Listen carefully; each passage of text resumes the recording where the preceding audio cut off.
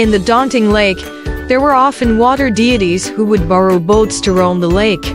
Sometimes an empty boat would be tied there, and its ropes would suddenly untie themselves, allowing the boat to drift away with the water. At such times, there would be songs and music in the air, and the sound of the music would be faint. The boatmen would crouch in a corner of the boat, closing their eyes in deep concentration, not daring to lift their heads to take a glance, allowing the empty boat to move freely. After the boat trip, the boat would return to its original mooring place. There was a scholar surnamed Liu who, after failing the imperial examination, returned to his hometown. He got drunk and lay on a boat. Suddenly, there was the sound of a sheng and music in the air. The boatman shook Liu urgently, asking him to hide. However, Liu was too drunk to wake up. The boatman had to hide in the cabin himself. A while later, someone came and grabbed Liu. Since Liu was too drunk to respond, the person released him, and Liu collapsed back onto the deck, still fast asleep. The person ignored him and walked away. Moments later, the music became louder. Liu woke up in a daze, smelling a strong fragrance of orchids and musk. He squinted and saw a boat full of beautiful women. He knew they were divine beings, so he closed his eyes and pretended to be asleep. After a while, he heard a call of weaving, and a maid walked over, standing right next to Liu's face. Liu glanced at her feet, noticing her green socks and purple shoes. Her feet were tiny and slender, like fingers, and he was delighted. He discreetly bit her sock with his teeth just as the maid was about to move, causing her to stumble and fall on the boat. A person sitting in the upper seat asked in surprise. The maid reported the situation, and that person became angry, ordering warriors to kill Liu. Another warrior approached, bound Liu, and dragged him away. As they went, Liu saw a person seated facing south, wearing something like a crown on his head. As they walked, Liu said, "I heard that Lord Dongting's surname is Liu, just like mine. In the past, Lord Dongting failed the imperial examination and became a god. Now, while I'm drunk, I'm about to be executed for teasing a maid. Why is there such a stark contrast between luck and misfortune?" The person, who looked like a king, heard this and ordered Liu to be brought back. He asked, "Are you the failed scholar?" Liu answered yes. The king gave him paper and pen and asked him to write a composition on the topic flowing hair and misty temples. Although Liu was a notable scholar in Zhongyang, he struggled for a long time after receiving the topic, unable to start writing. The king taunted, "How can a renowned scholar struggle like this?" Liu put down his pen and explained, "In the past, Zhuo Si took 10 years to complete his 3 capitals rhapsody. It shows that the value of writing lies in its excellence, not in its speed." The king smiled and nodded. After another 2 hours, Liu finally finished his composition. The king read it and was pleased, praising, "You truly deserve to be called a renowned scholar." He then ordered a banquet to be prepared. In a short while, exquisite dishes and delicacies were brought forth. While Liu and the king were engaged in conversation, an official approached with a notebook and reported, "The register of drowned individuals has been compiled." The king asked, "How many people?" The answer was, "A total of 128 people." The king inquired, "Who was sent to handle it?" The reply came, "Mao and Nan, the 2 lieutenants, were dispatched." Liu stood up to take his leave. The king bestowed 10 pounds of gold upon him and also gifted him a crystal measuring rod, saying, "There will be a minor calamity in the lake. This can protect you." Suddenly, attendants and ceremonial guards appeared, lined up on the water's surface. The king disembarked and got into a carriage, disappearing from view. After a long while, the lake finally became calm again. After the divine beings had disappeared, the boatmen emerged from the cabin and steered the boat northward. They encountered strong headwinds, making the journey extremely arduous. Suddenly, an iron anchor floated to the surface of the water. The boatmen cried out in fear, "General Mao is coming out!" Merchants on various boats immediately cowered within their vessels. Not long after, A wooden post appeared in the lake, standing upright in the water. It moved up and down erratically. The boatmen were even more terrified, yelling, "General Nan is emerging." Just as they spoke, a fierce wind rose. Towering waves emerged in the lake, covering the sky and blocking out the sun. All the boats in the vicinity capsized.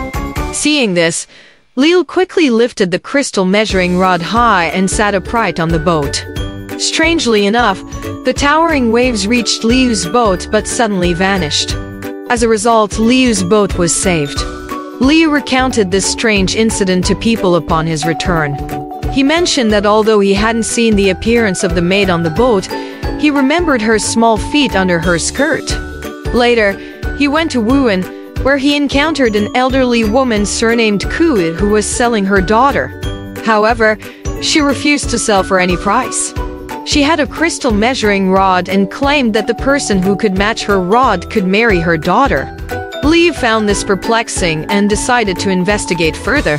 When he arrived, the old woman warmly welcomed him and introduced her daughter. The daughter appeared to be around 15 or 16 years old, exuding a charming and gentle aura, unmatched in grace and elegance. After a slight bow, she retreated into the tent. Liu was captivated by her, and he said, "I also have something with me. I wonder if it can match the old lady's item." The two compared their measuring rods, and the styles and lengths were exactly the same. The old woman was overjoyed and asked Liu where he lived, urging him to rent a carriage and return quickly. Liu hesitated, but the old woman said with a smile, "You're being overly cautious. Why would I run away because of a measuring rod? I wouldn't do that." Liu had no choice but to leave his rod behind and rent a carriage. He hurried back, only to find that the old woman had vanished without a trace. Worried, he asked everyone in the area, but no one knew her whereabouts. The sun was already setting, and Liu was filled with frustration. He headed back with a heavy heart. On the way, a carriage passed by. Suddenly, someone lifted the curtain and asked, "Liu Lang, why are you so late?" When Liu looked up, he saw that it was the old lady. Overjoyed, he asked, "Where are you headed?" The old lady laughed and said, "You must be suspecting that I'm a fraud. After you left, I realized that you're a stranger here and might have trouble handling these matters. Coincidentally, there was a carriage available, so I thought of sending my daughter to your boat." Liu asked her to join him in the carriage, but the old lady refused and continued on foot. Liu was anxious and uneasy, not fully trusting the situation. He hurried back to the boat, where the young girl and a maid were already waiting. Upon seeing Liu, the young girl greeted him with a smile. Liu noticed that her green socks and purple shoes were the same as the maids on the boat before. He was astonished and hesitated, gazing intently. The young girl laughed and said, "It seems you're eager to catch a glimpse. You've never seen me before, have you?" Hearing this, Liu decided to bend down and sneak a peek. He saw bite marks on her socks and realized they were still there. He exclaimed in surprise, "You're weaving?" The young girl covered her mouth and laughed.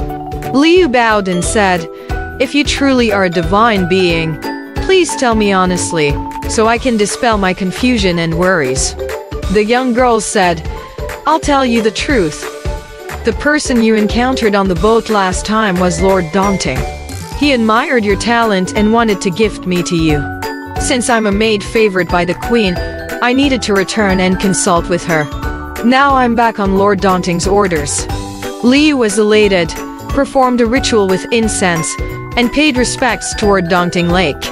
With that, he brought Weaving back with him. Later, Liu went to Wuhan again, and Weaving insisted on going with him to visit her family. Upon arriving at Dongting Lake, Weaving removed a hairpin from her head and tossed it into the water. Suddenly, a small boat emerged from the lake.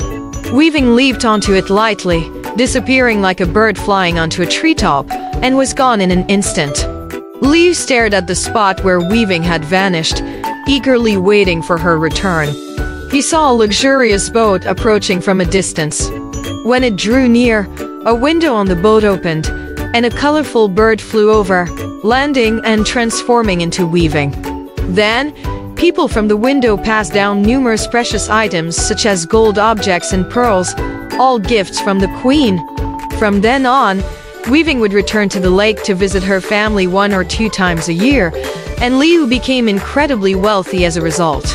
His wealth in gold, silver, and jewels was beyond recognition when he displayed a piece. According to legend, during the Tang dynasty, Liu Yi had delivered a letter to the Dragon Princess. Dongting Dragon Lord accepted him as his son-in-law, and later passed the title to him. Liu Yi had a refined appearance, but the Dragon Lord worried that he wouldn't be able to subdue water monsters, so he gave Liu a ghost-faced mask. Liu would wear it during the day and remove it at night. Over time, the mask grew onto his face. When he looked in the mirror, he felt deeply ashamed. Therefore, whenever people were on the lake, if they pointed at something, Liu would suspect they were pointing at his face. If someone covered their forehead with their hand, he thought they were peeking at him. This often led him to create waves and overturn boats. Consequently, anyone who boarded a boat on Dongting Lake for the first time would be informed of these taboos. Or they would offer sacrifices before setting sail, ensuring a safe passage across the lake. Once, True Lord Zhu visited Dongting Lake and was obstructed by rough waves, unable to cross. Furious, he arrested Liu Yi and sent him to the county jail. When the jailers counted the prisoners, there was always one extra person. They couldn't figure out the reason. One night, Liu Yi appeared in the county magistrate's dream, pleading for help. However, the magistrate felt helpless, fearing that he couldn't intervene between humans and deities. He declined Liu's request. Liu said, "True Lord Zhu will come to this place on a certain day and time. If you earnestly plead on my behalf, it will surely work." Not long after, True Lord Zhu indeed arrived. The magistrate beseeched him, and Liu was released. From then on, boat journeys on the lake became somewhat safer. Alright, this story has come to an end. If you liked it, please give it a thumbs up. Thank you.